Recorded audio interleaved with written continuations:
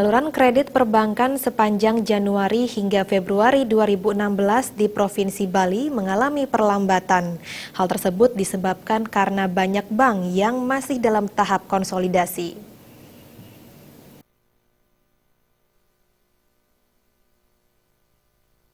Pengamat ekonomi Wiraguna Bagus Oka mengungkapkan, pelambatan tersebut disebabkan oleh beberapa faktor.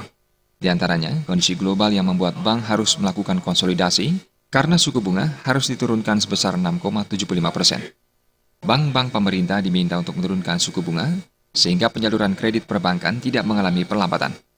Faktor selanjutnya yakni, customer yang menerima kredit-kredit existing saat ini mengalami hambatan dari sisi ekonomi, sehingga kredit-kredit pada umumnya mengalami kesulitan dalam melakukan pembayaran kembali.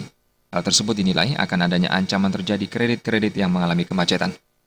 Customer yang menerima kredit yang existing saat ini mengalami hambatan dari sisi ekonomi ya, sehingga portfolio kredit-kredit umumnya mengalami kesulitan dalam pembayaran kembali.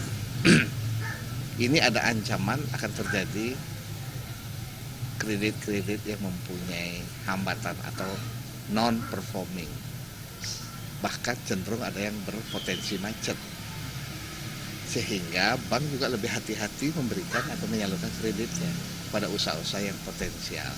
Apalagi sekarang properti jelas mengalami pukulan berat, investasi masih mengalami hambatan, yang masih tinggi adalah konsumsi.